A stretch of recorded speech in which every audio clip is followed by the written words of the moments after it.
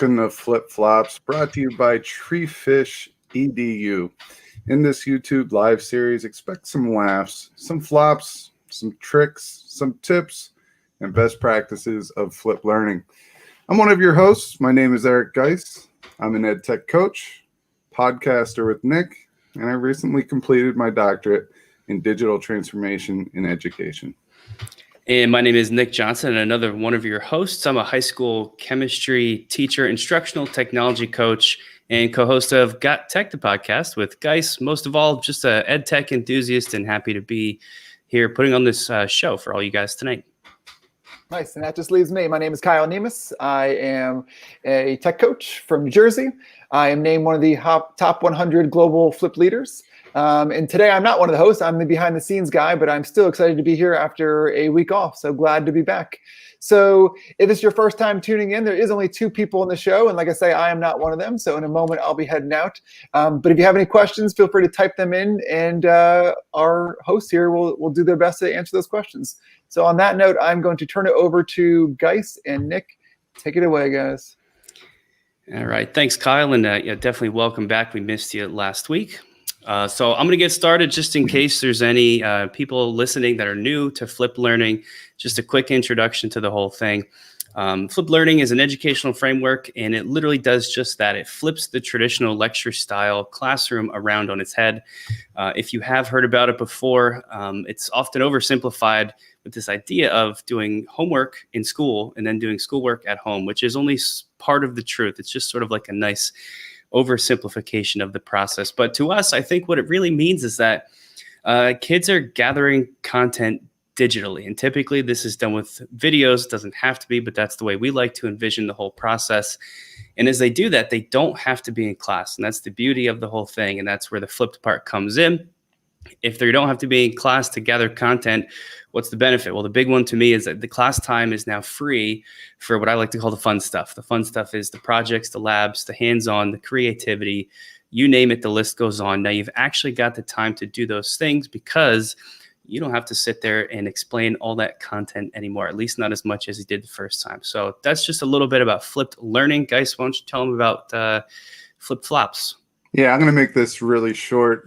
Flip Flops is the show that teaches you about flip learning through our mistakes, our flops. So every Wednesday at 8:30, one of us will take the hot seat. This week, it's me. And the point of this show is to learn from our mistakes so you don't have to make them. That's right. And this is our 3rd episode. It's called I Assigned a 30-minute YouTube video for homework. And this is Geis's flop. One of his biggest ones, if I do say so myself. No offense, dude.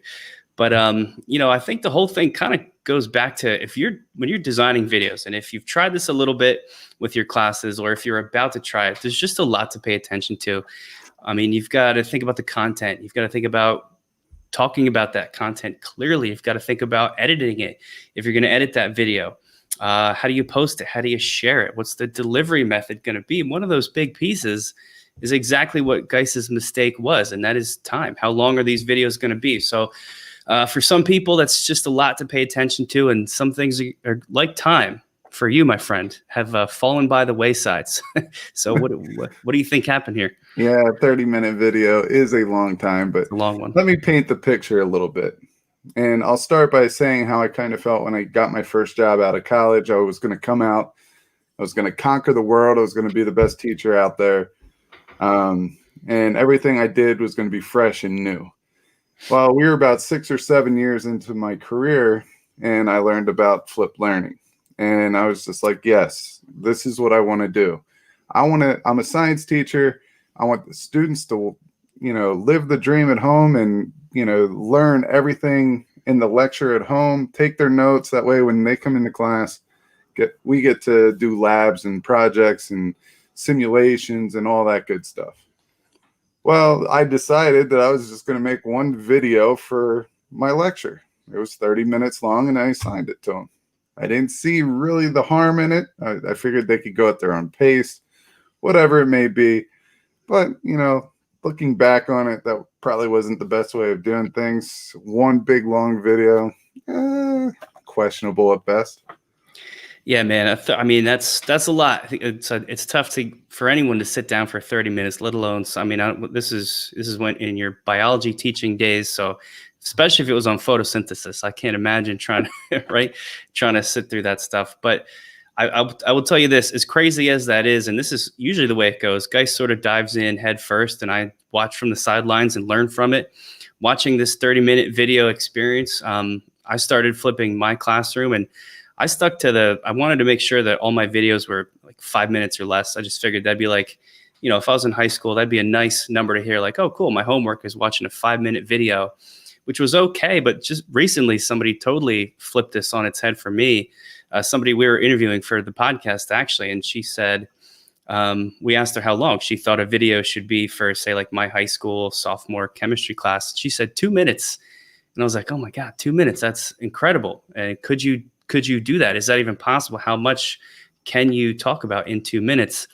I'm not here to say 5 minutes is right or 2 minutes or 10 or anything, but it's just interesting to think about some of your options. Most importantly, interesting to think about keeping it as short as possible and some tips to prevent it from running on to these great lengths. So I don't know what you came across in this land of trying to keep your videos short, sweet, and to the point. What do you think about all that? All right, a couple things. First of all, shout out to Stephanie Howe, because that's who you're referring to. That's right. Yes. That was a great guest. Secondly, I got to give myself a little bit of a break here. It's not like I assigned a 30-minute video for them to watch in one night. That 30 minutes was really my lecture for that whole chapter. And oddly enough, I believe it was photosynthesis, because I wanted to start with that because that's my least favorite one to teach. Yes. Okay. And a lot of scientists probably, feel the same way. Maybe not the botanists, but, getting on to different things. I do have a couple pieces of advice. The first one is maximum length, 1 minute per grade. So if they're a senior, 12 minutes. All right, it makes sense. But whenever you can, you want to make 2 shorter videos rather than 1 longer one. The thing is they could stop and start these at any time, but a lot like how teachers are feeling right now, being overwhelmed because we have a lot of things on our plate going back, throwing them a 30-minute video packed with lecture is it's not only stressful for the students, they just don't like it because they feel like it's a never-ending book on tape that is very, very dry. All right, so we want to make sure that it's no more than a minute per grade. We want to make sure that they're shorter videos rather than longer. If you can, keep them under 5 minutes. And this is a review from last week. Make sure that your videos are topic-based and not chapters or unit-based, and that will save you plenty of time later on when the book that you use or whatever changes. So that's really just my go-to points for my big flop, and I feel like I've just been a better person and a better teacher ever since then. Yeah, as we get Kyle back in here to wrap it up for us, I want to add in too, to really emphasize that 2 shorter videos is better than 1 longer one. And that's sort of what I settled on with the 2-minute timeline that Stephanie Howe gave us. I started taking some of my 5-minute videos and just splitting them in half because it does feel better to watch 2 separate shorter videos. Even if even if the longer version would just be 5 minutes, there's just something mentally that's nicer and easier about that. So I think that's a really important tip for people to hear. That was good. Yeah. So for me, who's just sitting back and enjoying the disaster that is your 30-minute video on photosynthesis out of all topics, I can at least throw my 2 cents here, and that's as an edtech coach who's done a lot of workshops on flipping. A lot of teachers struggle with that shortness, and it's really, really hard. And I get it. And so I've had so many people say to me, like, well, how could I possibly squeeze a 45-minute lesson into 10 minutes? It's not possible. And I guess if I'm going to throw out my advice, I would tell you that, first of all, it is possible.